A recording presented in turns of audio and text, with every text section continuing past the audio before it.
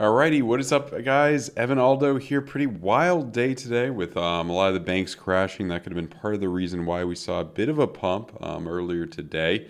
If you enjoy the content, leave a like. If you're new, always appreciate more people subscribing. So let's kind of get into it. I want to start with the macro. We're going to talk about Bitcoin, Ethereum, Bitcoin dominance, the DXY a little bit. What could be in store for us over tomorrow? We also have the FOMC meeting tomorrow. Unemployment data, first of all, was, I think the least amount of job openings are available in 2 years now, which, obviously shows the economy is slowing, unemployment is rising. That may make the Fed sound a bit less hawkish. Also, with all these banks going down, I have a feeling that Powell may not sound all that hawkish tomorrow, and that may bring us up a little bit more. Now, it's a harder time with all these things going on. It's a little bit harder to predict the market. I'm kind of waiting to enter. Do have one trade in right now, but kind of waiting to enter, anything else significant until kind of after Powell speaks. Because of that, then we'll probably have a little bit more of a higher probability of certain things happening. If you guys are interested in some of the trades, some exclusive TA, me as well as two other amazing analysts, Lanacor and Crypto Bull Zone, I'm going to have them on Thursday on a live stream. Those guys are excellent. We're doing an exclusive Discord, premium Discord. Check it out. It's their Patreon link down below, so check that out if you guys are interested. So let's get into this, and let's see here. So what we have first kind of on the macro on the weekly, split RSI is coming down. It's similar. It's one of those accumulation years. It's similar to, I feel like it's either going to, this is the case back here, 2015, for it to be generally sideways and gradually kind of go up into the end of the year, or 2019 was more just straight up, then kind of generally straight down until early 2020. We'll see what happens. Two places, if we do get a more of the bearish case, two places. One, this would be the double bottom 400 weekly moving average, which would be around 16 something if we do hit that in a few months. 500 weekly moving average, this is like your 13K kind of case if we do come down. So that's that perspective. Your 2 week is pretty bearish too. How would you react if you saw this on, the 4 hour or the 6 hour or the 8 hour? Money flow coming out, VWAP been above the zero line for a while, coming down.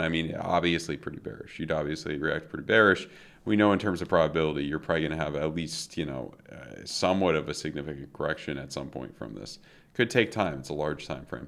Let's move on to some of the lower ones now, such as, the 4-day here. Or actually, let's move on to the Coinbase chart for, see the spiral lines. Yeah, I want to start the start of the 2-day. You got the red dot here. Money flow was coming up. Still is generally coming up, not off with the money flow, but things are kind of, settling down. Things are kind of settling down a bit. You also have, we could see it a little bit better on kind of this larger time frame. You also have, as you can see in the 16-hour, the head and shoulders that is forming. Obviously, I think a lot of this pump up was because banks, their stocks crashing, bank stocks crashing.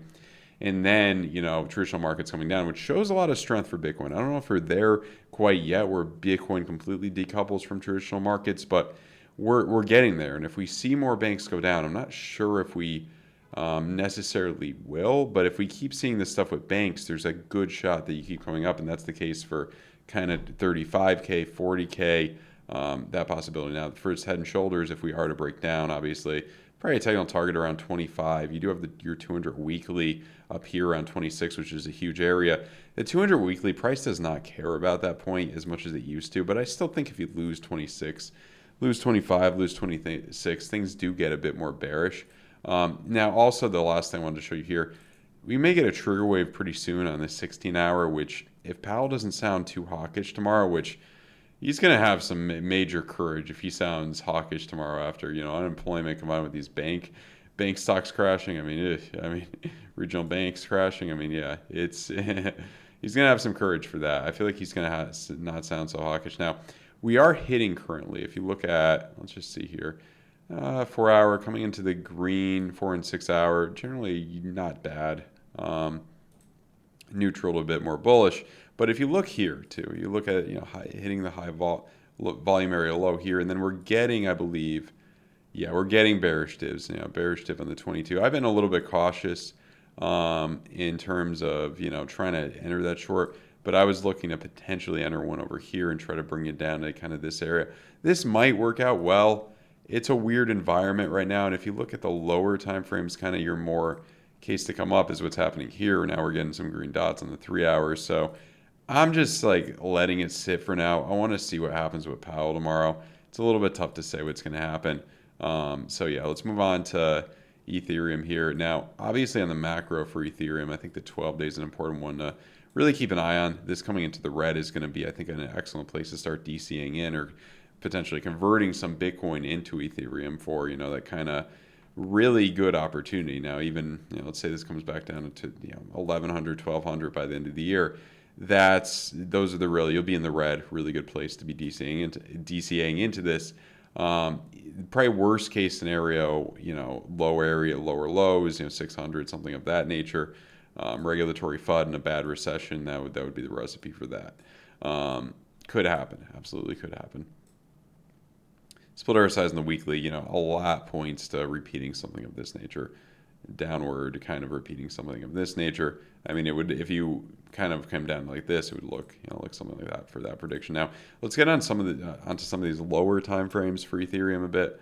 I want to look at the daily, potentially the daily here for ETH, and it's the same kind of as the Bitcoin, kind of forming that head and shoulders, but we're getting that double bottom right now. Like I said with Powell, if he doesn't sound, that hawkish tomorrow, you could be coming up a little bit more. You could be retesting kind of these areas. This area is big, around 1900 potentially, even more with this money flow crossover. Right here, it was a pretty big jump up. Maybe you come back up to this spiral line right here potentially, by the end of the week even. Who knows if Powell doesn't sound very hawkish. Where would Bitcoin go? I didn't mention that. If that happens, these areas are going to be big for Bitcoin, this kind of previous high area. This area right here and this area obviously are going to be pretty big for Bitcoin. If Powell doesn't sound very hawkish tomorrow, we'll see what happens. In terms of your like 22-minute, you're getting the bearish tip right there. You're not hitting anything. I don't have too many high volume nodes drawn out on ETH, but you are hitting a local fib level that could potentially bring you down a bit. Hitting some traffic there. I'm kind of generally thinking, lower time frames do look a bit more bearish, but I would be careful with any shorts at the moment. I'm generally thinking you most likely would get up a little bit higher and mess around with at least the high 18s here, it seems like. Could be wrong, though. Now, the other thing, too, that's interesting, and this is more the bearish case, obviously, for crypto, is you're printing a bullish div on the 3-day right there. You're printing a bullish div or about to print a bullish div on the 4-day. The weekly is about to print a bullish div as well, and money flows coming up on the daily. A lot of yellow X's, look for slow exhaustion. Off of a kind of psychological level, 100. So the Dixie looks pretty bullish to me. Now, anything could happen. Maybe we make a lower low, whatever. And this is, let's just look at this. Coming down a little bit today, but if we do get a bounce from the Dixie, you likely would see.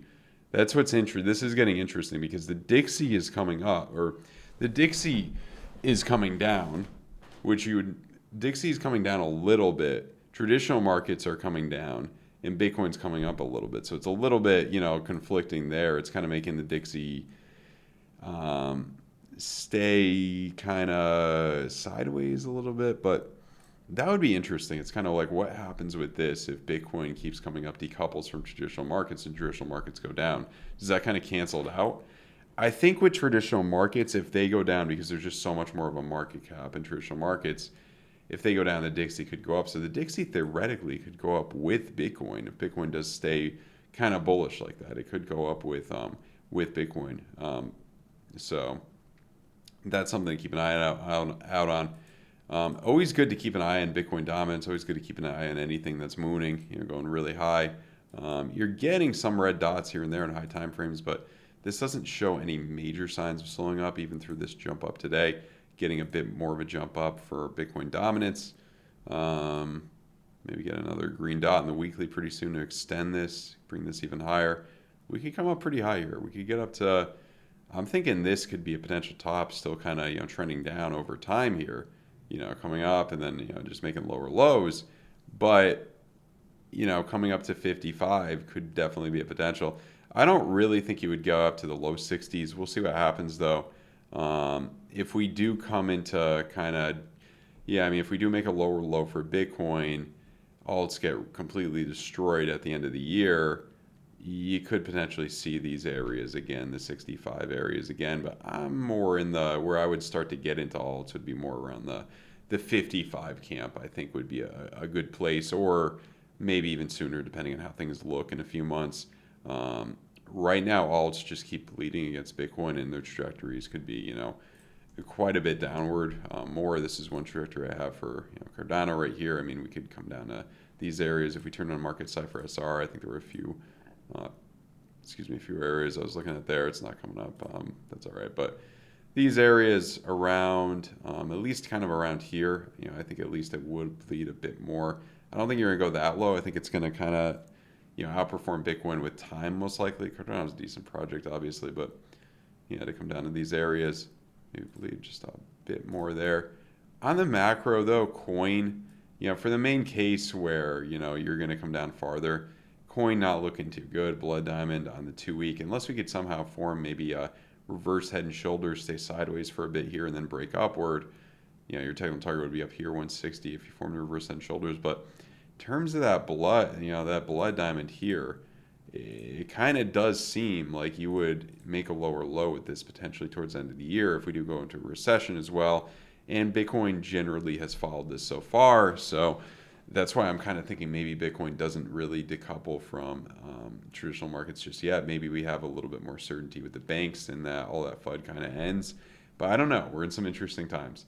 Anyway, guys, hope you enjoyed the video. Check out the exclusive Discord down below. Check out the trading competition as well with MEXC. A couple more days for that, 3 more days for that. First place gets 250, and there's 2 more spots open there. First 10 people get some type of prize right there. You got some good odds of winning this competition, so check it out. Yeah, guys, link down below. Also, the premium Discord. Also, I do have a really good trading course. Link down below for that as well. evanaldo.com, discount code bearmarket20. The indicator I use is market cipher. Check out the link for that down below as well. All right, guys, have a good one. Goodbye.